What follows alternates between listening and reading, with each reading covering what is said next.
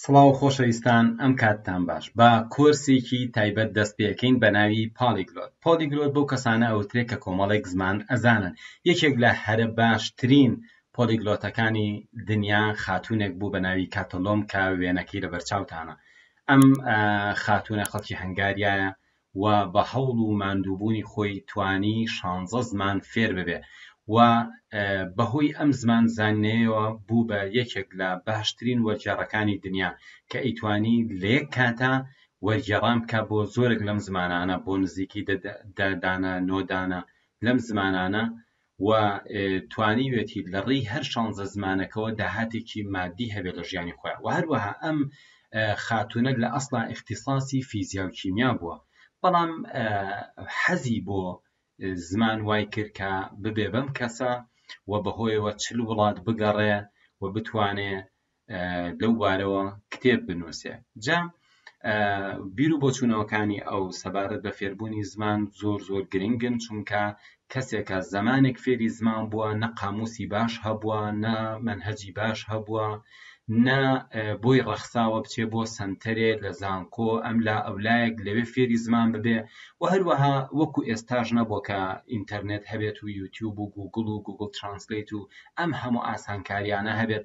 لە ژیانی ئەوە هیچ یەکێک لەوانە نەبووە لە ساڵانی چلەکانە بە تایبەتی توانیوێتی بە کتێب بە زەحمەتێکی زۆر فێری زمان ببێ. بەڵام 16 زمان هێندە زۆرە کە ئێمە هەمومان حەزەکەین بزانین ئەم خاتوونە چی کردووە و ئامۆژگاری ئەو چییە. لەبەرەوە بە درێژای ئەم کۆرسە لەگەڵم بەردەوام بن. من ئەم کۆرسم بە شێوازێ داناوە کە وەک ئەوترێ ئێمە ئەمانەیە فێری ئینگلیزی بین، هاوکات ئەمانەوێ ئێوە فێرکەین کە چۆن فێری ئینگلیزی ببن.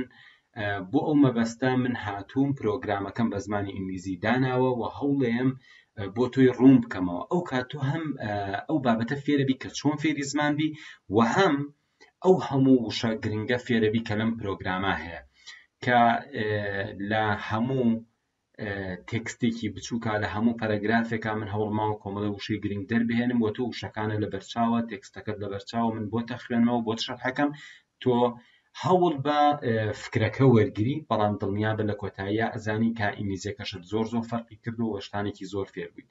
بۆیە ئەتوانی جاری یەکەم تەنها بیرۆکەکە وەرگری و چەند جارێکی کە دووبارێکی تۆ بووی بە تەواوەتی وشەکان و ڕستەکانیش فێر ببیت. لەگەڵم بەردەوام بن لە خزمەتتانە.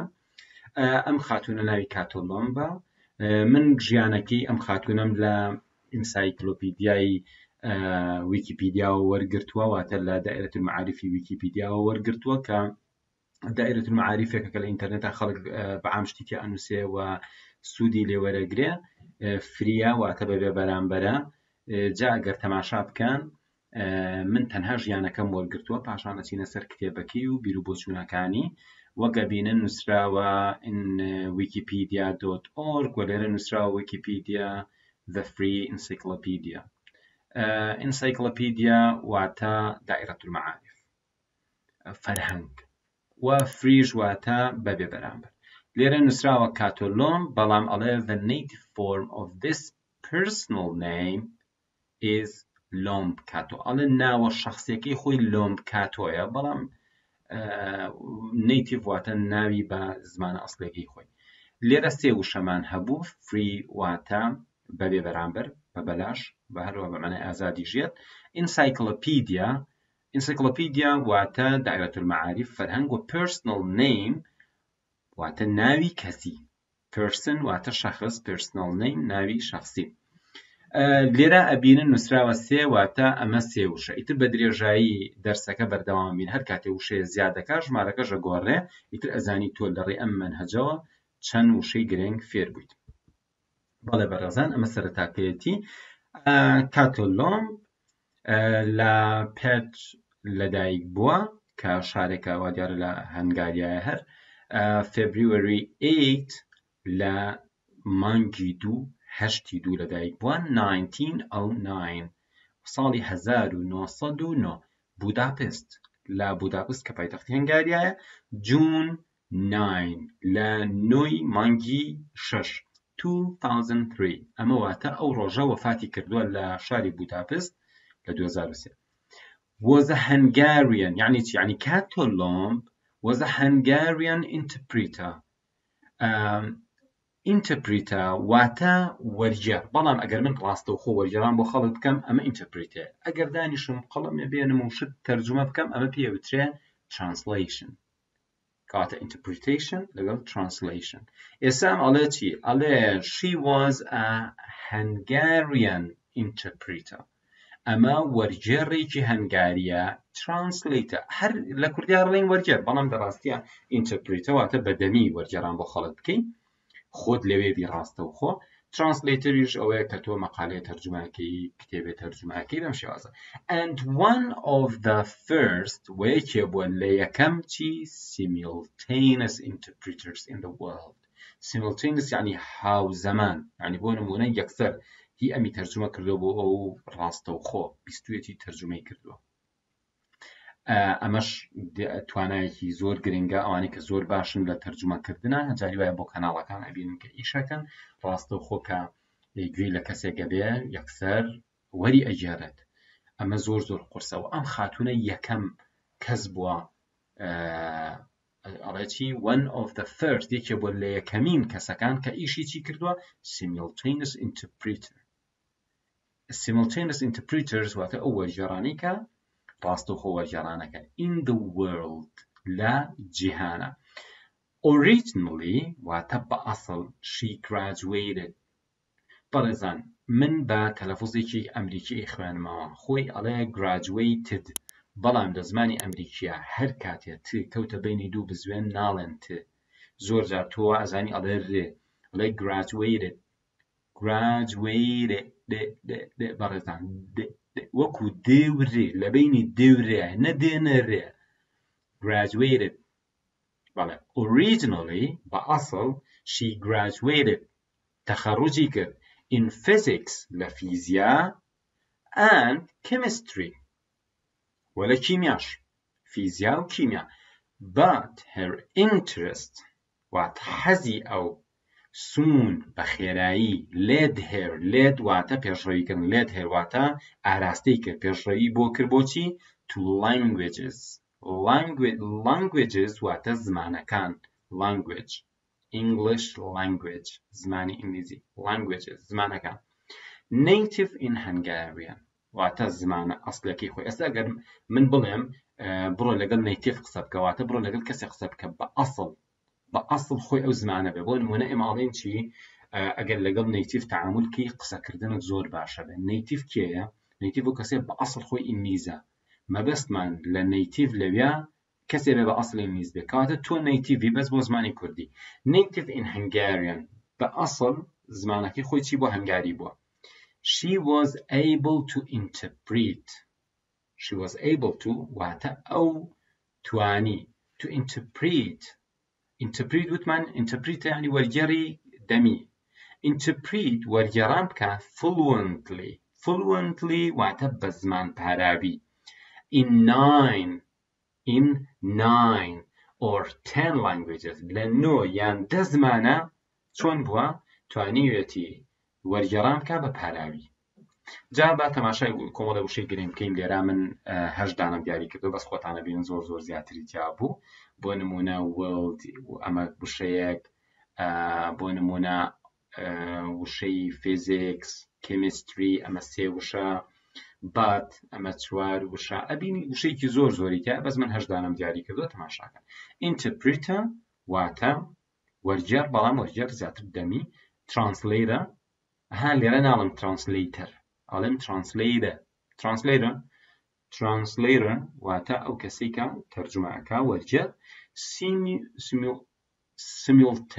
simultaneous واتە هاوزەمان واتە دووشت لە یەک کاتا ڕووبەن ئەو پێوترێ simultaneous originally واتە بە ئەسڵ graduation واتە تەخەڕوج ئەمە بینیمان نووسرا بوو she graduated ئەبینن نووسراوە she graduated بەڵام لێرە من نووسیوە graduation بۆی بزانی واتە تەخەڕوج واتە دەرچوون لە زانکۆ interest واتە حەز ئەم شە گرنگە interest I'm interested in languages واتە من حەزم بە زمانەکان هەیە حەزم بەو شتە هەیە ئەمە interest native هەناڵم native بۆ چونکە سەوتی ئا لە پێشەوە بزوێنە سەوتی یەکەش لە دوای ئەوە هەر بزوێنە تێکە کەوتوتە بینی دوو بزوێن لەبەرەوە ناڵم نیتیف ئەڵێم نیتیف. ئێستا بۆ نمونە سیتی ئەمریکەکان ئەڵێن سیری سیری بێک سیری ئەوە شارێکی گەورەیە. نیتیف واتە بە ئەسڵ ئەو زمانە بێت. fluently واتە بە پاراوی بە زمان پاراوی. بەڵێ بەڕێزان in four of them لە چواریانە even without preparation واتە لە چوار زمانیانە هەر خۆی ئامادە نەکردو بەبێ خۆ ئامادەکردن توانیوێتی ئەوە بکە. and she translated technical literature توانیوێتی تێکست و بابەتی تەکنیکی وەربگێڕە and read belles lettres واتە وێژە پەخشان و شعر و ئەم شتە جوانانە ئەدەبێکی جوان ئەمە چیە؟ belles lettres توانیوێتی ئەوانە بخوێنێتەوە in 6 languages. ئەخر زۆرە ینی تۆ کاتێکە زمانێک زۆر بە باشی زانی جاتوانی شعر و پەخشان و ئەمانەی پێ بخوێنیتەوە. ئەم توانیویان لە 6 زۆر باش بووە. لێرە ئەبینن نووسراوە citation needed. citation واتە بەڵگە. ئەگەر تۆم بابەتێکی زانستی بنووسی ئەبێ هەر قسەیەکە کرد بڵێ لە فڵان کتێبەوە وەرم گرتەوە پێوترە citation needed. ئەمە خودی هین وای داناوە خودی ویکیپیدیا وای داناوە یعنی ئەو کەسێک کە ئەمەی کردووە ئەو کەسێک کە ئەمەی نووسیوە تکایە ئەگەر کەسێک هەیە ئەزانێ ئەمەی لەکوێوە وەرگرتووە بێ لێرە بینووسێ. بەڵام بەڕێزان من بۆیە بە مرتاحێمەتان بۆ باسەکەم چونکە هەموو کتێبەکەیم خوێندوێتەوە و کۆمەڵە بابەتی زۆر گرنگم لە کتێبەکە دێناوە بەڵام ئەمە لە ویکیپیدیا هەبوو هێناومە بۆتان چونکە تۆزی ئاسانکاری تیا و باسی ژیانەکەشێت. needed واتە پێویستە. she was able to بەڕێزان لەولاش خوێنمانەوە she was able to. ئەگەر بڵێم ئەو ئەتوانێ ئەڵێم she can. ئەگەر بڵێم ئەیتوانی لە ڕابردووە ئەڵێم she was able to. خۆ ئەگەر بڵێم لە ئایندا ئەتوانێ ئەڵێم she will be able to. ئەمە لەبەرکە able to واتە توانی واتە کان بەڵام کان بۆ ئێستا ئەبێ able to ئەتوانی بۆ ڕابردوو بەکاری بێنی ئەتوانی بۆ ئایندەش بەکاری بێنی. ئەگەر وتم I was able to واتە من ئەم توانی. ئەگەر بڵم I will be able to واتە لە ئایندا ئەتوانم. ئێستا باسی ئەم خاتوونە ئەکاڵێ she was able to ئەیتوانی to understand تێبگات understand تێگەشتن journalism واتە ڕۆژنامەگەری in further 11 languages لە زیاد لە 11 زمانیانە واتە ئەم 16 زمانە تەماشاکەن بە 11 زمانیان کاری ڕۆژنامەگەری خوێندنەوە ڕۆژنامە گۆڤار رادیۆ بەڵام لە چواریانە بەبێ خۆ ئامادەکردن تەرجمەی ڕاستەوخۆی کردووە و لە 6 دانیانە توانیوێتی تەنانەت پەخشانەوە دەبووشت بخوێنێتەوە و بابەتی تەکنیکیش تەرجمە بکە. لە خوارە وشەکانم دیاری کردەوە وەگە بینن وشەی یەکەم preparation ئامادەکردن. بۆ نمونە من ئەڵێم چی I prepared a program واتە من پرۆگرامێکم ئامادە کرد. preparation ئامادەکسازی. literature واتە ئەدەب واتە ئەدەب بەڵام دیارە بۆ نمونە ئەگەر من وتم management literature واتە ئەو کتێبانی کە لە بواری ئیدارە نووسراون کەواتە literature تۆ زەمانەکەی فراوانترە وەک لە کوردی. belles lettres واتە ئەدەبی جوان وێژەی جوان وێژە وەکو شعر و پەخشان و ئەمانە. citation واتە بەڵگەهێنانەوە. needed واتە پێویستە. citation needed پێویستە. understand تێگەشتن. journalism واتە ڕۆژنامەگەری. further دوورتر زیاتر دوورتر.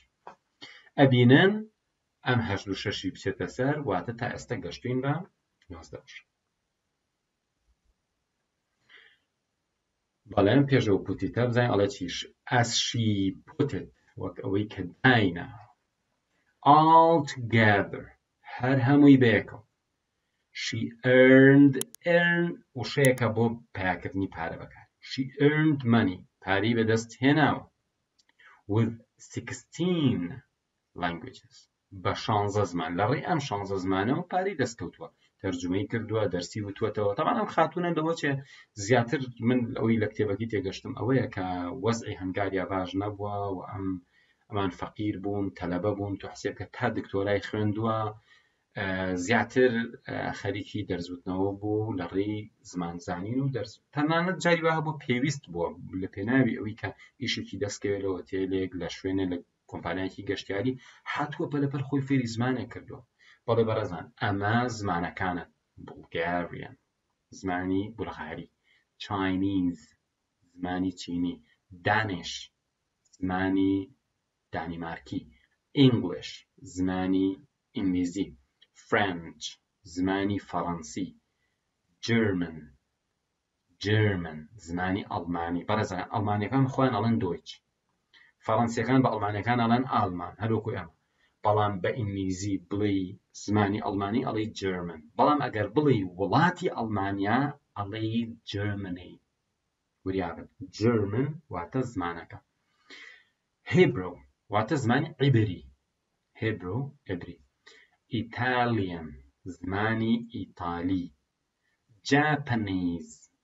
جاپانیز زمانی یابانی لاتین زمانی لاتین پۆلیش زمانی پۆڵەندی ڕۆمانیان زمانی ڕۆمانی ڕەشان زمانی ڕووسی سلۆڤاک زمانی سلۆڤاک سپانیش زمانی ئیسپانی من بۆ ئەوەی کە سوودی تەواوی لێوەرگری هاتووم هینەکانیشم هێناوە وشە ناوی وڵاتەکەشم هێناوە بۆ نمونە بولگاریا وڵاتی بولغاریا چاینا وڵاتی چین دەنمارک وڵاتی دانیمارک ئینگلند وڵاتی ئینگلستان فرانس وڵاتی فەڕەنسا جێرمنی وڵاتی ئەڵمانیا ئیزرایل وڵاتی ئیسرائیل ئیتلی بەڕێزان ئیتلی ئیتالیا بەڵام ئەگەر بڵی زمانی ئیتالیا بڵێ ئیتالیان جاپانیز زمانی یابانی من لێرە بە هەڵا دیسان جاپانیزم هێناوە بۆیە وڵاتی جاپانم بهێنایە ببورن جپان یەکە لا ئەبێ بە وڵاتی یابان جپان ناڵێن جاپان ئەڵێن جپان وڵاتی یابان ڕۆمن ئیمپایر ئەم ڕۆمان ئیمپایرم بۆچی هێنا خۆ ڕاستێکی ئێستا ئیمپراتۆری ڕۆمانی نەماوە بەڵام ویستم بڵێم زمانی لاتین ئەسڵەکە ئەگەڕێتەوە بۆ زمانی زەمەنی ئیمپراتۆریەتی ڕۆمان کە زیاتر ئیتالیا و دووربەرەکە لە ڕاستیە زمانی لاتین ئێستاکە زمانە لاتینیەکان بە زمانی فەڕەنسی ئیسپانی ئیتالی پورتوگالی ئەوترێ زمانی لاتین بەڵام زمانە لاتینە کۆنەکەش هەر پێوترێ لاتین واتە ئەمانە سەر بە زمانی لاتینن بەڵام لاتینی ئەسڵی ژەیە کە ئەم خانمە توانێتی زمانی لاتینیش بزانێت چونکە لە ناو ئەوروپا و ڕۆژاوە زمانی لاتین بە تایبەتی بۆوانی خەریکی دراسی مێژوون یا خەریکی دراسی ئەدەبیاتن یا خەریکی دراسی دینن زیاتر گرنگی بەو زمانە ئێن لە کاتێکە زمانەکە زیندوو نییە بەڵێ ڕۆمن ئیمپایر ئیمپراتۆری ڕۆمان پۆلند وڵاتی پۆڵەندا ڕۆمانیا وڵاتی ڕۆمانیا ڕەشا طبعا زمانی ئینگلیزی ناڵێن ڕێ ئەڵێن ڕەشا زمانی وڵاتی رووسیا سلۆڤاکیا وڵاتی سلۆڤاکیا سپین وڵاتی ئیسپانیا بەڵێ 2 تریشمان هەیە altogether واتە هەمووی پێکەوە earn واتە بەدەستهێنان زیاتر بۆ پارە ئەبێ دیارە بینیتان وشەی تریشی تایە بەس من ناوی زمانەکە و ناوی وڵاتەکانم دیاری کردووە تا ئێستا ئەکاتە 51 بەڵێ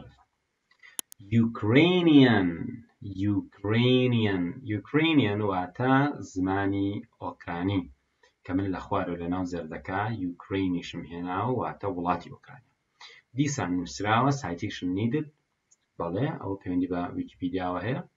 She learned ئەو فێر بوو these languages ئەم زمانانە mostly زۆربەیان by self effort بە هەوڵی خۆی یعنی هەر خۆی لەگەڵ زمانەکانمان کردووە فێر بووە as an autodidact واتە خۆپەروەردەکردن و خۆفێرکردن. autodidact واتە self education واتە خۆفێرکردن.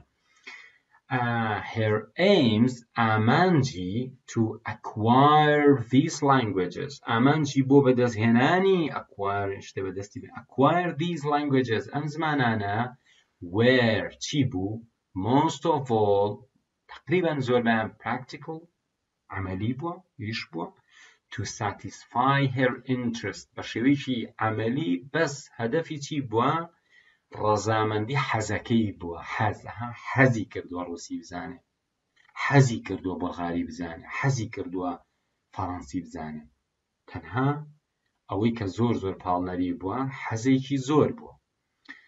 بەڵێ وشەکانیش یوکرین وڵاتی ئۆکرانیا self effort واتە کۆششی خۆی واتە خۆت ماندووکەی لەگەڵ شتێکە. autodidact واتە self education خۆ پەروەردەکردن خۆفێرکردن. aim واتە هەدەف acquire بەدەستی بێنی. practical بە شێوەیەکی عەمەلی satisfy ڕەزامەندی ڕازی بوون. بەڕێزان تا ئێرە بەسە بۆوانەی یەکەم هیوادارم جێگەی سوود و ڕەزامەندی ئێوەی ئازیز بێت تکە لەگەڵ هەمووانەکان بەردەوام بە زۆر دووبارەیان بکەرەوە تاوەکو تۆ لە ڕێی ئەم بابەتەوە هەم ئینگلیزیەکەت باشکەی هەم فێر ببی بزانی خەڵک چۆن فێری زمان بوو. ئەم کۆرسە بە ناوی پۆلیگلۆت بەڕای من ئەتوانێت گۆڕانکاریی گەورەتان لا دروستکە. من ساڵانێکی زۆر کە حەزم کردووە فێری ئەو ببم ئینسان چۆن فێری زمانە بێت لە کۆتاییە ئەم بابەتەش بۆ من زۆر سەرنجڕاکێش بوو و ئیسفادەم لێ کردووە پێم خۆش بووە ئێوەش ئیسفادەی لێ بکەن. هیوای بەردەوامیتان بۆ خوازم.